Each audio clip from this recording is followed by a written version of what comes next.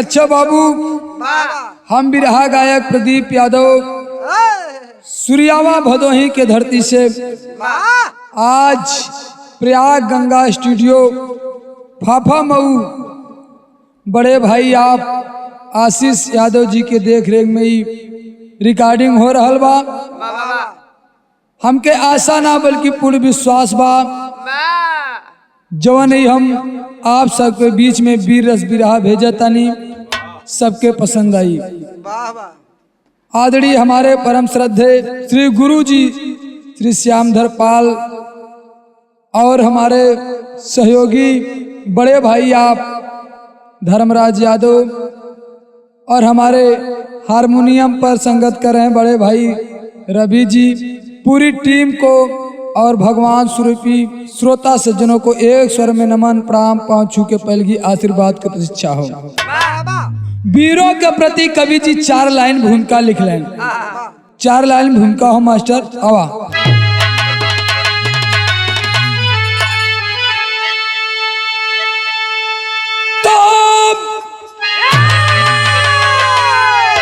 तो आतंक जुल्म सितम छा गया था और लहू पयोधी धरा पर लहरने लगा। जर्रा जर्रा में जिनकी जले रोशनी और जिनके सत्ता से कड़कड़ सिहरने लगा। जाठ जसवंत ज्वाला बने उस समय लाड डेविड वतन जब जलाने लगा। और ते चुनौती कराया है दंगल प्रबल हिंद का शेर सुनकर गुर्राने लगा।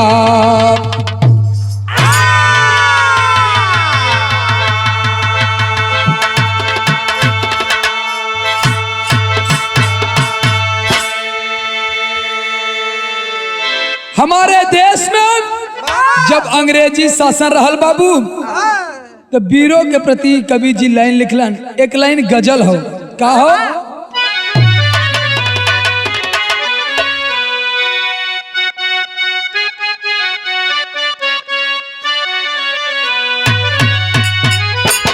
वह गजल हो। अगर तुम न रहो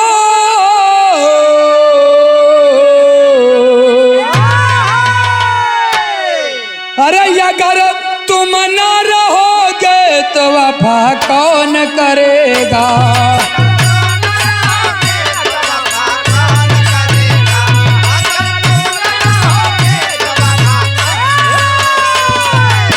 अरे बाबा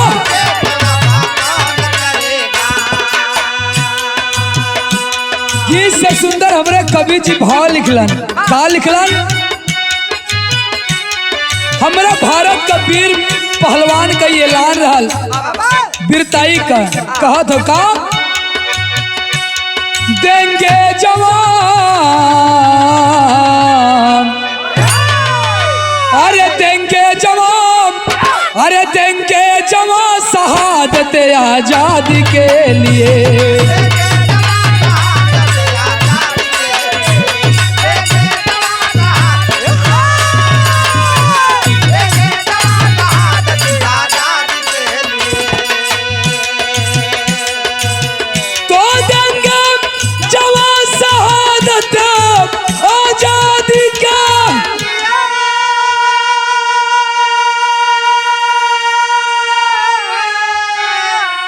अरे छोड़ेंगे नहीं अरे छोड़ेंगे नहीं अरे छोड़ेंगे नहीं मुल्क हम बर्बादी के लिए।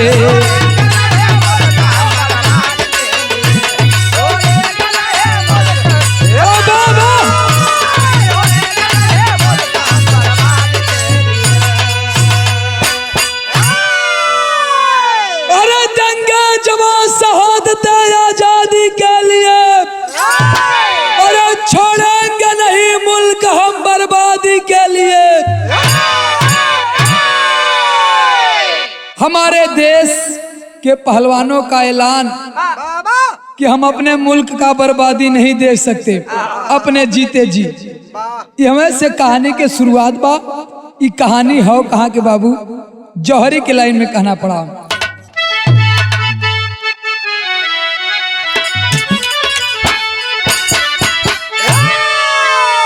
क्या सनो नहीं सावन ताल,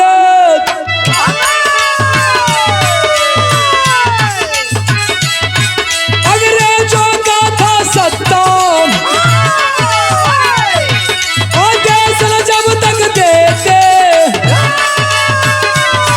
ना हिलता एगो पत्ता, जसवंत नाम का पट्टा कुश्ती में था वो यागर, वो गांव किशुनपुर वाला हरियाणा का था नाहर, पिता दुल थे भाई तना भरल बरसाली, दुल्हन थी उनकी मीना सीता से स्वच्छ निराली, लौट लंदन से हसन को हो बुलवाया, वो चंडीगढ़ में दंगल हसन से हर खोलो जट।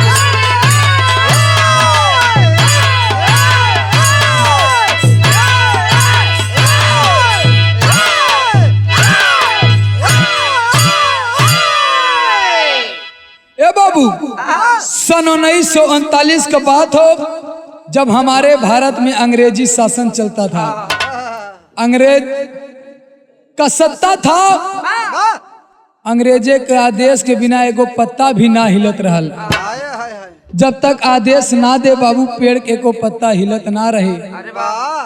वही हरियाणा प्रदेश के ग्राम किशुनपुर गांव रहल बाबू, वही गांव के रहले जसवंत पहलवान। दो भाई थे, बड़ भाई का नाम भरत पहलवान, छोट भाई का नाम जसवंत बतावल गया। और भरत पहलवान की औरत थी जेका नाम मीना बताया गया बाबू। लॉर्ड डेविड ने ऐलान करवा दिया, लंदन से लॉर्ड हैसन को बुलवाया और कुश्ती चंडीगढ़ में कुश्ती का दंगल रखवा दिया और कुश्ती लॉर्ड हैसन से रखवाया और पूरे हरियाणा में ऐलान करवा दिया, चंडीगढ़ में ऐलान करवा दिया कि हैसन से कुश्ती लड़ना है। और ऐलान ये करवाया बाबू कि जो कुश्ती हारेगा उसको मैं अपनी इच्छा अनुसार सजा दूंगा और ये जो कुश्ती जीत जाता है उसे मैं 5 गांव का जमींदार बना दूंगा। पहलवान भरत के पिता जगदेव जो अंग्रेजों के द्वारा मारे गए थे, जगदेव का पत्नी किसी तरह बाबू दोनों बेटों को मेहनत करके पहलवान बनाई। पहलवान ऐसा पहलवान बनाई वो बूढ़ी माँ कि पूरे हरियाणा में कोई मुकाबले में नहीं था। जब ये ऐलान लॉर्ड डेविड का ऐलान सुनल बुढ़िया माई तो दोनों बेटवा के तैयार करके चंडीगढ़ जाए के तैयार हो गई। जब चंडीगढ़ जाए बदे तैयार हो गए बाबू तो भैल का एक लाइन गीत लगल।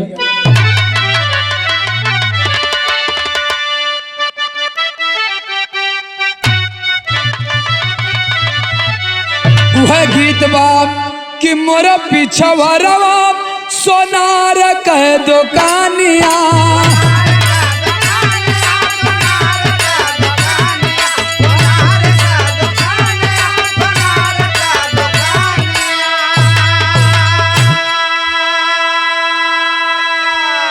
करे नथिया बनावे 3 पतियन के, करे नथिया बनावे 3 पतियन के, बड़ा निकला गे गीत आवरातियन के, बड़ा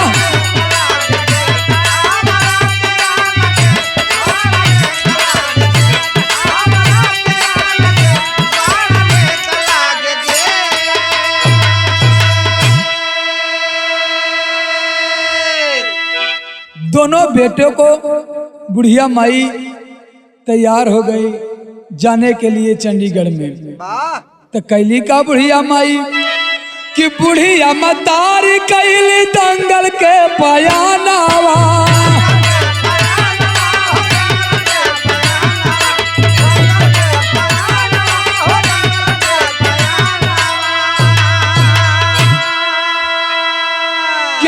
बुढ़िया मतारी कैली दंगल के पयनवा।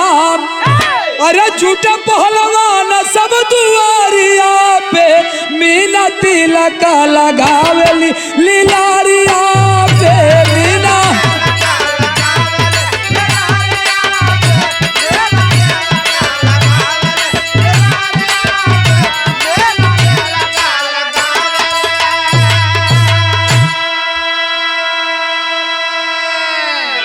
बुढ़िया माई बाबू जब दोनों बचवन के दंगल प्रस्थान करे के लेके चल रही, शहर के गांव के जो पहलवान थे सब उनके दुआरी पे बटुरा गए। भरत पहलवान का औरत मीना आरती के साथ सजा के थाल सजा के अली है। भरत पहलवान को चंदन पहलवान के टीका लगा के विदाई कह दिली और विदा कह के अपने सैया भरत पहलवान से एक बात कहली। वो बात का कहली बाबू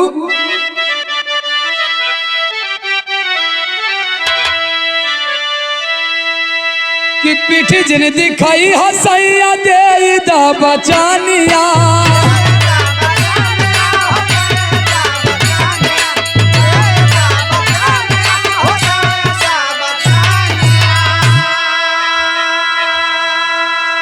अरे पीठ जानी दिखाई हसैया दे दा बचनिया। और आरती उदार विदा कैल दुल्हनिया।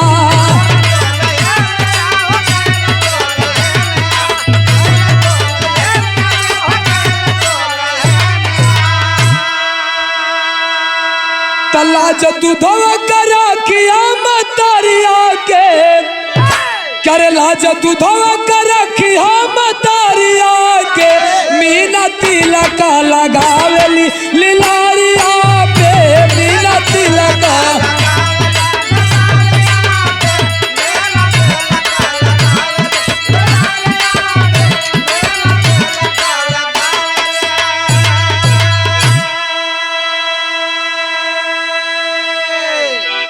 बाबू तिलक लगा के मीना विदाई करत हन, हाथ जोड़ के अपने सैया से कहत हन कि सैया जा ताड़े त जा, लेकिन एगो हमार काम करिया कि पीठ पीछे मत देखिया उ पापी अंग्रेजवन से। आरती उतार करके कहली कि अपने माई के दूध के तोके लाज रखे के हो। विदा कह दिलू मीना। बुढ़िया माई भरत पहलवान छोट भाई जसवंत चल दिलन। जब चंडीगढ़ में वो दंगल जहां हो रहा था बाबू, जब पहुंचे वहां तो भरत भैया से जसवंत बोले कि भैया इस पापी से मैं लड़ूंगा। उस समय बाबू कुश्ती के लिए वजन कराया जाता था। जसवंत का वजन कम हो गया बाबू, तो भरत कहलन की जाए दे बाबू हम लड़ब इस पापी से। भरत पहलवान माई के पैर छू के अखाड़े के ऊपर चढ़ गए लड़ने के लिए। जब चढ़ गए लड़ने के लिए तो भैल का एक लाइन गीत हो।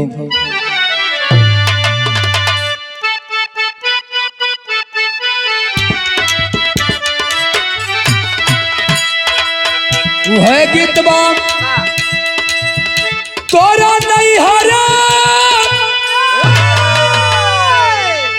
कि तोरा नहीं हरा मैं तू गोरी यार, बाकी तोरा संग ना जाइबो।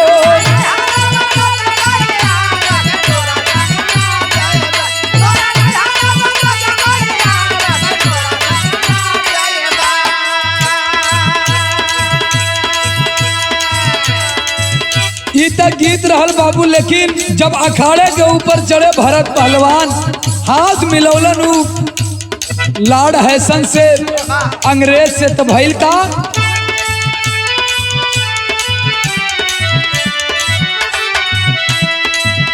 हसन भरत लड़ी गइल ललकार हो जुझार झूमे रनवा में।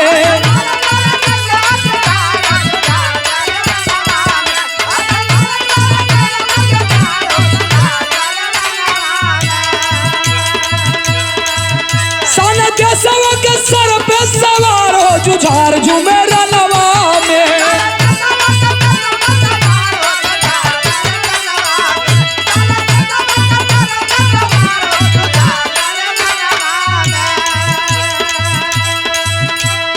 भारत का शेर भरत पहलवान कुश्ती लड़त हो बाबू। कुश्ती का टाइम 20 मिनट देवाई। धीरे धीरे समय बीतत हो, लोग देखत होवन कि आखिरकार कभी कुश्ती हुई। जब आखिरी में 3 मिनट बचल हो तब जसवंत ललकारत हो और ललकार के यह कालस का काला कि बचल 3 मिनट तब जसवंत ललकारे औ अखिया तरेर माई बूढ़ी अधिकारे।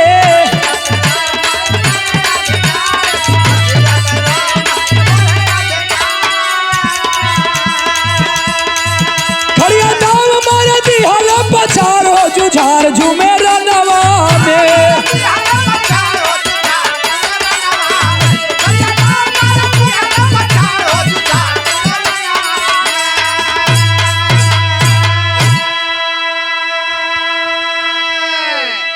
आखिरी में बाबू जब 3 मिनट बचल जसवंत ललकारत हुआ कि भैया पटक दो इस पापी अंग्रेज को।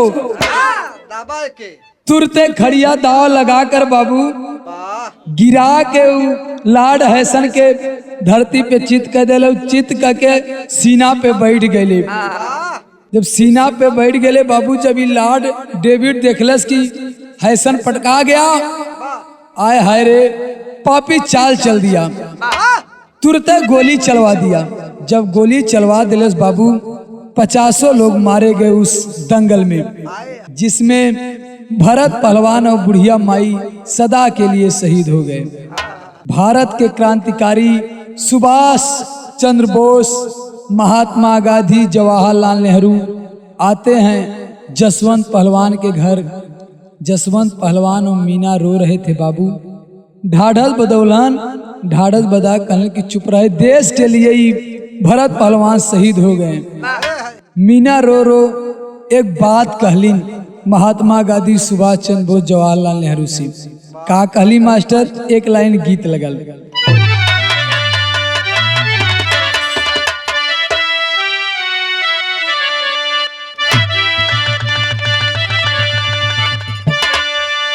सब सामने बैठल हन और अपने सैया के याद करके अपने सैया से कहत हैं। का कहत हन?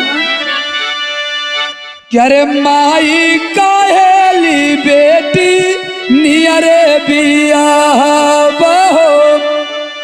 क्या रे माई काहेली बेटी नियरे बिया बहो। बपई कहा की बड़ी दूर हो।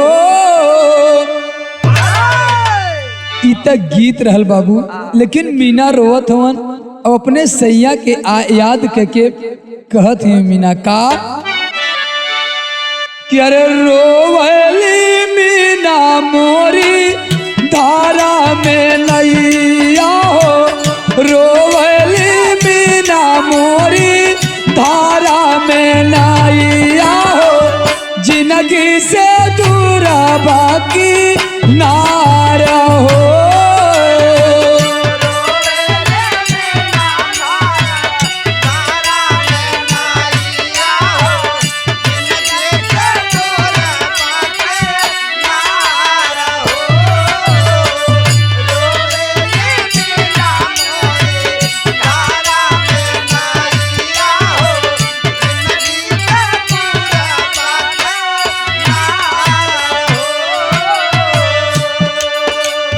मीना रोत हो बाबू और कहत हो कि सैया धारा में हमार नाव छोड़ के चल देला। हमके बहुत जिंदगी बहुत दूर दिखात हो। कहत हो मीना रोवत हो। का कहली के करे सहारे हमके कैला गोसाइया हो। के करे सहारे हमके कैला गोसाइया हो। चरोरी लागे आधी यार हो।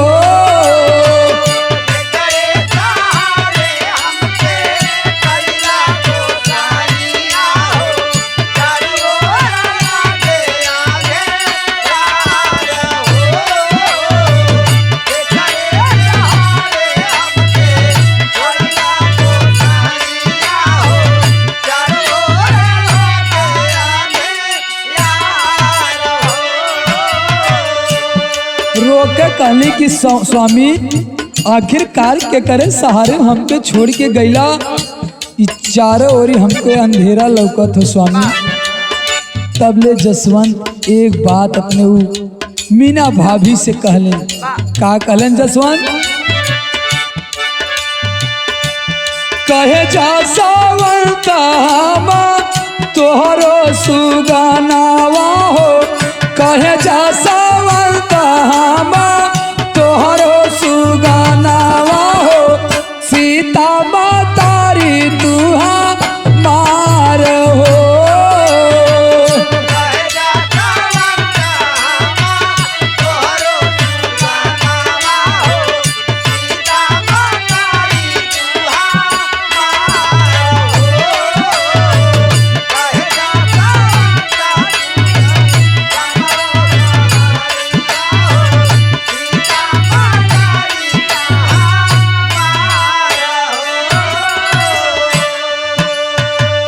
जसवंत भी बाबू रोत हो, कहले कि भाभी रोवा मत, कि बेटवा तोहरे सामने खड़ा हो तोहार।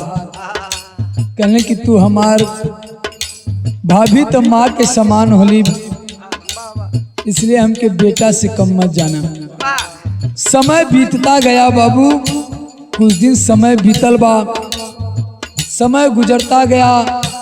लॉर्ड डेविड ने हैसन से दोबारा कुश्ती रखवा दिया। जब दोबारा कुश्ती रखवा दिया 1941 में, 1941 में जब दंगल रखवाया तो शर्त यह रखा कि पहले हमारे 9 दिन का भूखा शेर है उससे लड़ना होगा, उसके बाद हैसन से कुश्ती लड़ना होगा। ये बतिया बाबू जब मीना सुन ली, चुनौती सुनी तो ललकार कर मीना भाभी कहली, तेरी की लाइन में कहना हो का?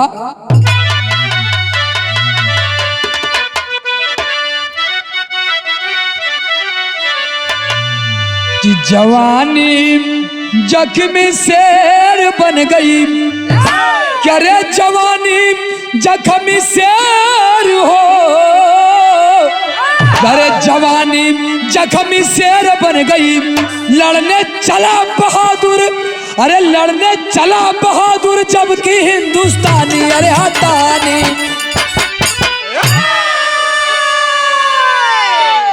लड़ने चला बहादुर जबकि हिंदुस्तानी, जवानी जख्मी शेर बन गया।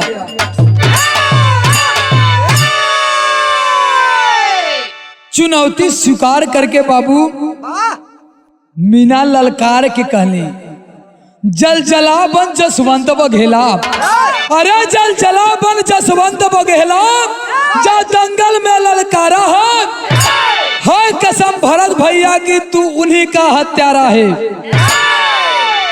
दंगल में जाके बाबू जसवंत ललकार के कलश करे, पापी तू मेरे भरत भाई का हत्यारा है, तुझे छोड़ूंगा नहीं। पड़ गई तारीख 22वां, अरे पड़ गई तारीख 22वां, अपना शर्त सुनाया है बंद बाग एक मेरा उससे लड़ने को फरमाया है। कुश्ती का तारीख बाबू 22 तारीख के रखा गया। 22 तारीख के कुश्ती रखवा दिया वो लॉर्ड डेविड ने, और ऐलान करवा दिया कि मेरे 9 दिन भूखे शेर से पहले लड़ना होगा। पहलवान जसवंत बाबू चुनौती स्वीकार करके लड़ने के लिए चल दिया। जब लड़े बदे चल दिलस तब भैल का बाबू एक लाइन गीत लगल,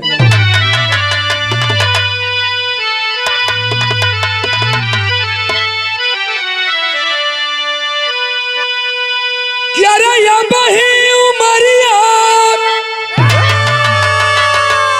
के छोटा गोरिया, अरे छोटा गोरिया तकाहे रंगल बालू लाल लाल ओठ गोरिया।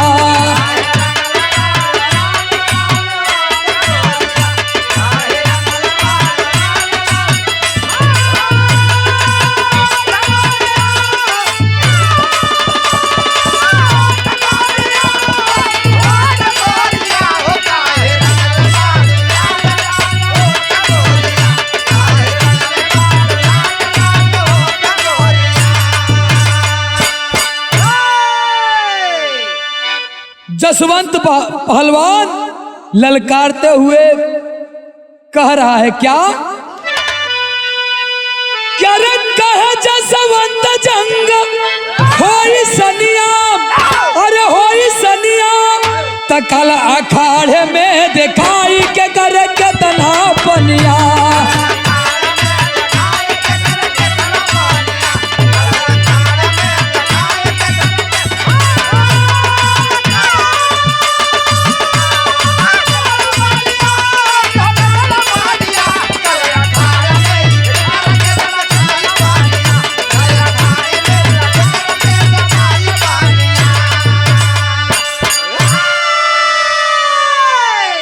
ललकार के जसवंत कलश कि कल अखाड़े के अंदर दिखाई देगा कि किसमें कितना दम है, कितना पानी है। तब एक बात और कहलन जसवंत पहलवान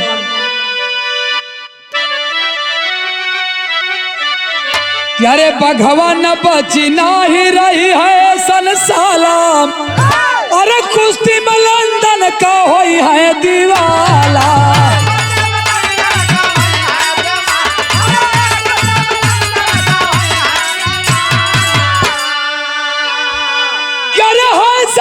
विधवा अरे हो जाई रनिया, अरे हो जाई रनिया तकल अखाड़े में दिखाई के कर कितना पनिया।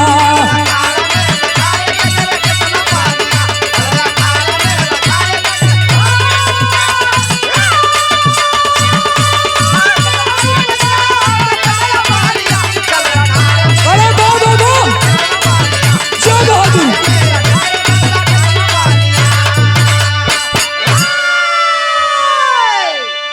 ललकार के जसवंत पहलवान कलेश कि न बाग बची न है संसाला पापी अंग्रेज बची। काल अखाड़े के अंदर देख ले और हैसन के पत्नी के विधवा करके छोड़ब। ए बाबू जसवंत पहलवान ठान के चल दिलस कुश्ती के लिए। जब कुश्ती के लिए गया बाबू तो सबसे पहले जो 9 दिन का शेर भूखा था गेट खोल के शेर को छोड़ दिया गया। जब शेर के छोड़ले बाद तो एक लाइन गीत लगल मास्टर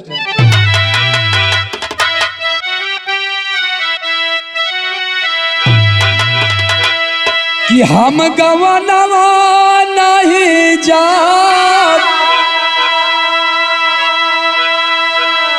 कि हम गवनवा नहीं जा नई नई पीता लगल यही रनावा, हम गवनवा नहीं जा।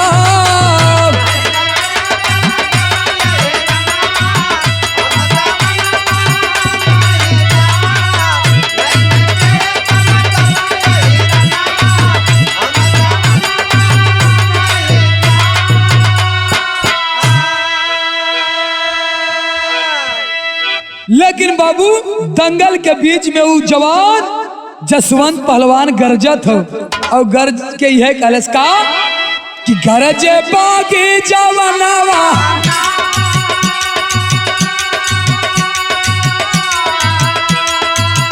गरजे बागी जवानवा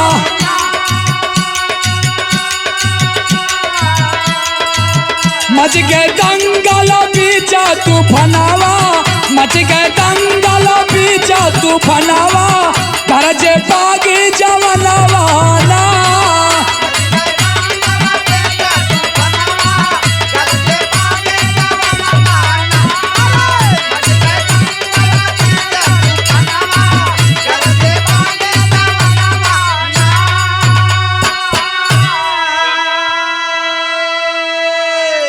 गरजत की जवान बाबू उधर से शेर छुटल बा और इधर से जसवंत पहलवान गरजत की चल देलस। तब भइल का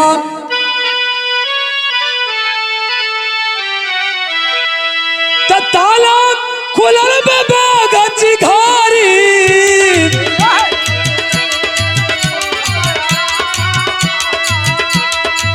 पकड़े जसवंत दिहले भारी,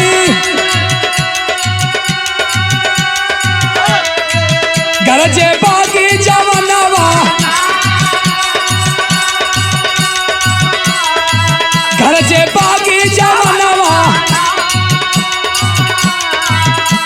पूरा कर बया जय रमनवा, पूरा कर बया जय रमनवा, गरज बागी जमनवा ना।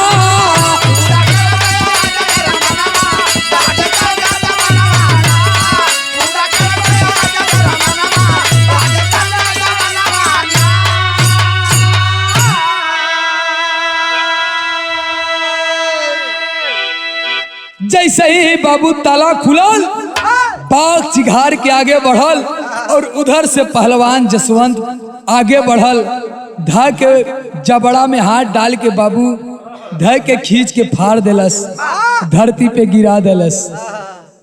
जब बाबू शेर के धरती पे गिरा देलस तो लॉर्ड डेविड कलेस के हैसन से कुश्ती होगी। हैसन को अखाड़े के अंदर भेज दिया लड़ने के लिए। जब अखाड़े के अंदर भेज दिया लड़ने के लिए तो भैल का कहना पड़ा चौलरिया में,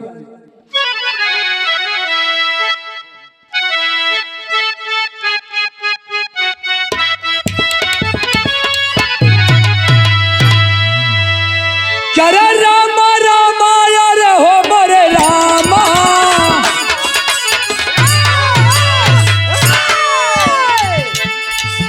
अरे लड़का बीच अखाड़े बागी बालकारिया हो समरिया, सोलो भैली नजरिया ना।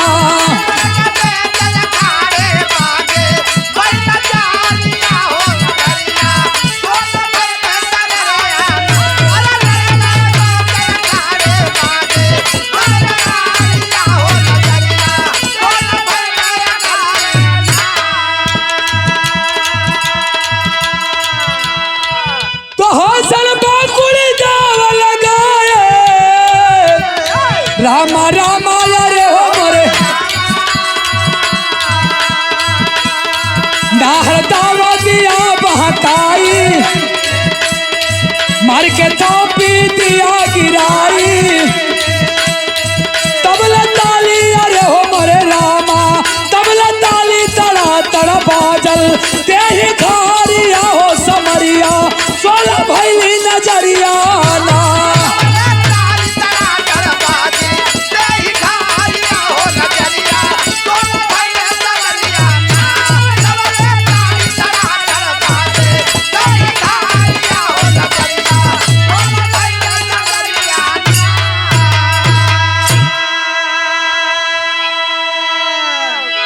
ललकार के बाबू हाथ मिलौले बाबू हैसन से जसवंत पहलवान। जैसे ही हैसन बाकुड़ी दाव लगा बाबू नाहर तुरंत दाव बहका के थप्पी मार के तुरते हुए अखाड़े के बीच गिरा दिया। जैसे ही गिरौले बाबू धरती पर चारों ओर से ताली बजे लगल, और जब ताली बजे लगल फिर वो चाल चल दिया पापी लॉर्ड डेविड ने। कुछ जवानों अपने सिपाहियों को भेज करके जसवंत पहलवान के गांव में आग लगवा दिया। आग लगवा दिया बाबू, पूरा गांव जलना शुरू कर दिया। और इधर जसवंत के भाभी मीना को वो पापी अंग्रेज नंगी करके पेड़ में बांध दिए। इधर डेविड अखाड़े पर गोली चलवा दिया और हैसन को जसवंत उन्हीं अखाड़े पर तुरंत मार के गिरा दिए, जान से मार दिए हैसन को। जब पता लगल जसवंत के उधर मीना भाभी पेड़ में बांधल हुए और पूरा गांव जलत हो बाबू, तुरते हुए पहलवान जसवंत कैले का आल्हा के लाइन में लिखे।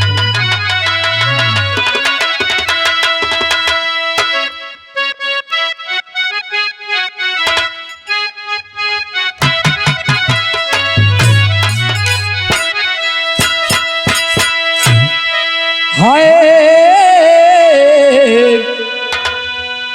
कि खुनवा में नाच लगल,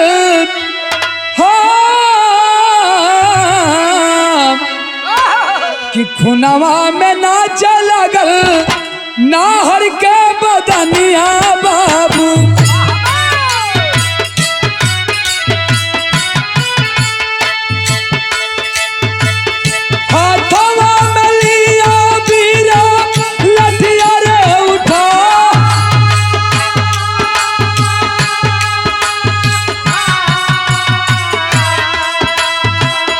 लाठिया से मार के गिराल डेविड के पंचो।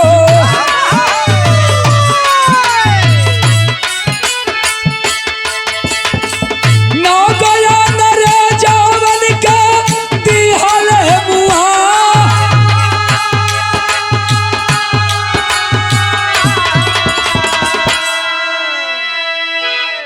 गुस्सा में लाल बाबू जसवंत पहलवान हाथ में उठौलस लाठी और जाके तुरते लाल डेविड के मार के गिरा देलस।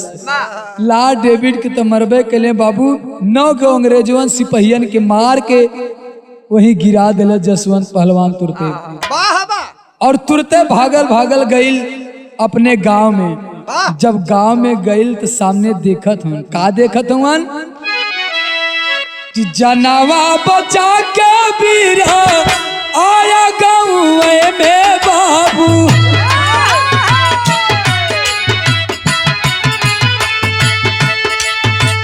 पूरा गाँव जारत रहो आगिए में भा।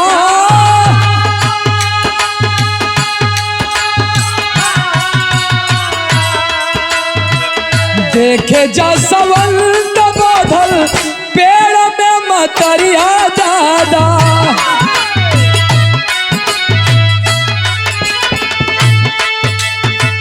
रोम रोम क्रोधावा हो गइल बा समा।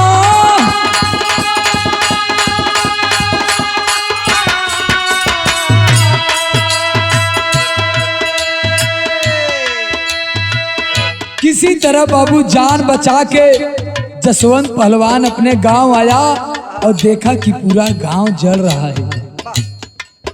जब सामने नजर पड़ी मीना भाभी पे, देख ले कि नंगी करके पापी अंग्रेज मेरी भाभी को पेड़ में बांधे हुए हैं। तब जवान रोम रोम क्रोध समा गई अंदर। जवान कैलाश का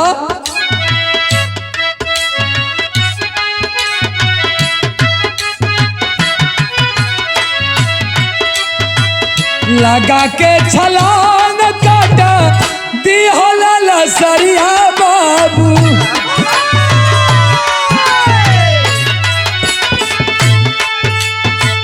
तबल गोली सीनावा में गइल बा समा।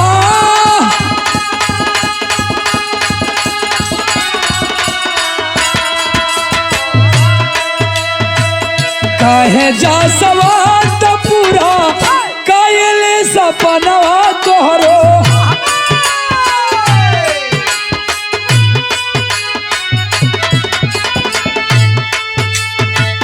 दिहली आशीर्वाद मीना गरवा लगा।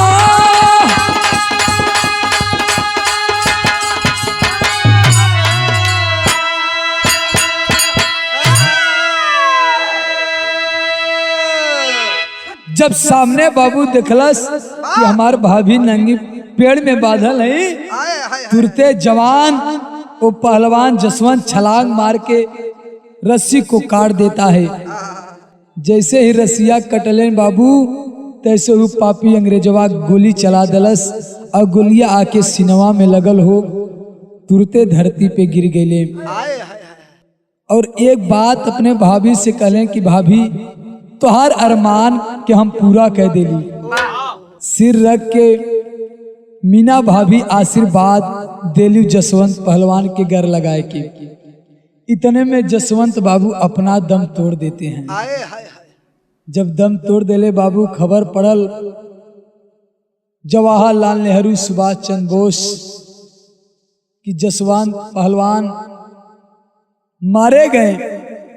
तुरते लोग उनके जसवंत पहलवान के घर पे आए और सांत्वना दिए, श्रद्धांजलि दिए और जसवंत पहलवान की मूर्ति बनवाकर उसी चंडीगढ़ में स्थापित किए, जो कि आज भी चंडीगढ़ में वो कायम है जसवंत पहलवान की मूर्ति। कहना पड़ा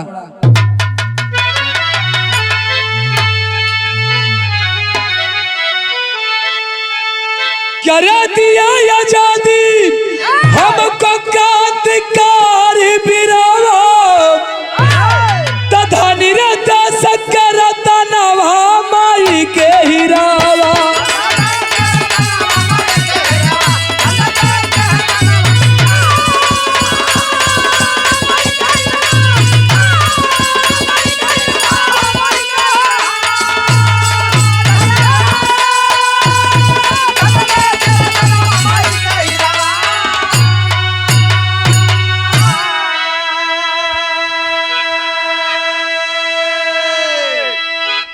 ऐसे ऐसे क्रांतिकारी पहलवान हमारे देश में थे बाबू।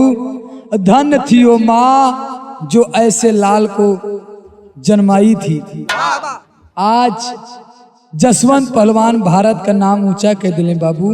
भइल का कि फहर तिरंगा जहां बनली मूर्तिया, अरे चंडीगढ़ में चमका जसवंत का प्रीतिया।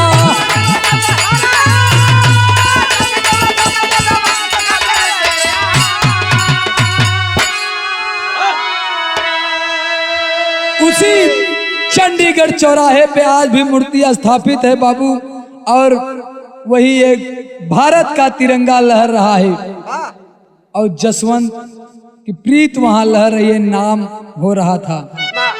कहना पड़ा का अरे राज का ताज बाधा चंडीगढ़ का सिरावा, तो धनी रे देश करता नवा माई के हीरावा।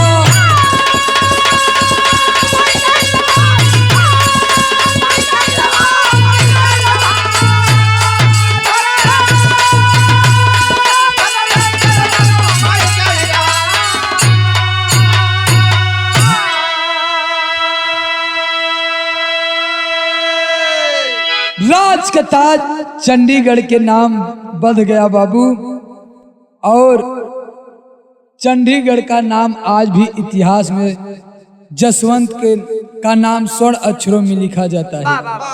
आखिरी लाइन में कहना पड़ा क्या, जय जखाड़ लौटन जदू प्रसिद्ध थे ज्ञान,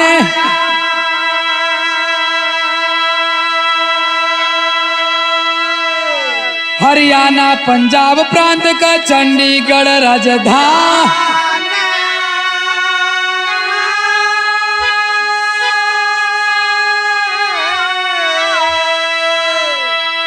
अरे जवानी जख्मी 16 बन गई, अरे जवानी जख्मी 16 बन गई, श्यामधर कवि महेंद्र रतहा का भवानी, जवानी जख्मी 16 बन गई।